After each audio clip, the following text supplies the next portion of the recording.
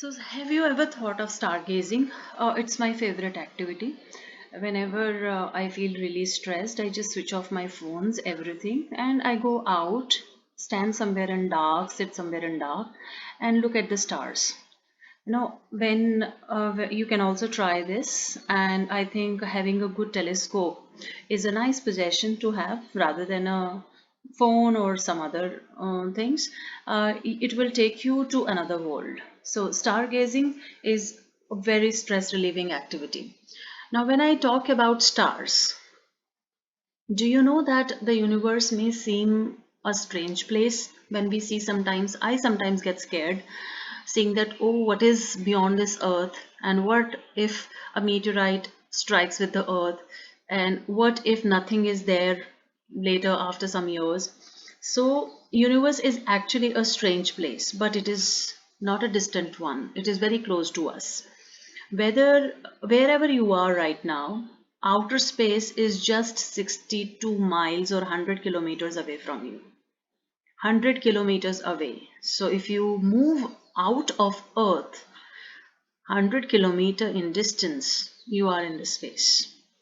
So day or night, whether you are indoors or outdoors, whether you are asleep or you are eating lunch or you are dozing off in your class, outer space is just few dozen miles above your head or even it is below. So you don't have to even go to the upper part, you can just go to the lower part also, though gravity will pull you. But if you are sitting in a spacecraft, then about 8,000 miles below your feet, on the opposite side of the earth, lurks the unforgiving vacuum and radiation of outer space. So, in fact, you are technically in space right now. Humans say out in space. We generally say that we are out in space as if there is and we are here, as if Earth is separate from the rest of the universe. But you should be knowing that Earth is a planet and it is in space and part of the universe just like the other planets. It just so happens that things live here and the environment near the surface of the Earth's particular planet is hospitable for life as we know it. Earth is a tiny, fragile exception in cosmos. I'll say it's not even as a dust particle or a smallest particle of the universe. It is so small. So you can imagine how small are we if our Earth is like a dust particle in the universe. So, for humans and the other things living on our planet, practically the entire cosmos is a hostile and merciless environment. So, stargazing can take you to the universe and you can imagine it.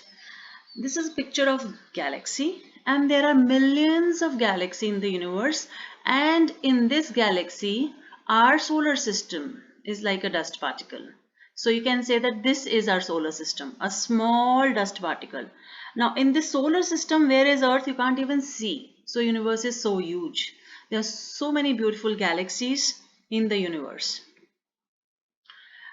Meteors are part of a universe.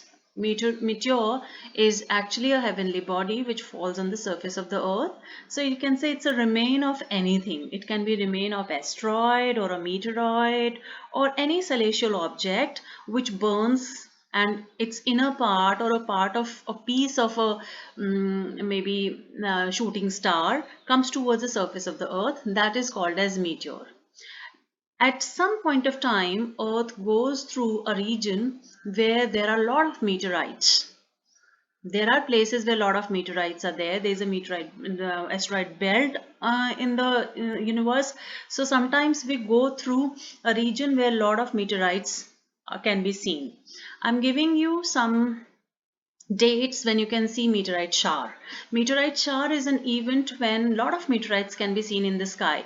These meteorites in general languages are called as shooting stars, but we don't in geography call it as shooting star because not necessarily all the meteorites are stars. They can be asteroids also, they can be meteorites also, they can be kind of a comet even. So anything which is heavenly body, which is a celestial body, If it is attracted towards the Earth's gravity and falls on the surface of the Earth is called as meteorite.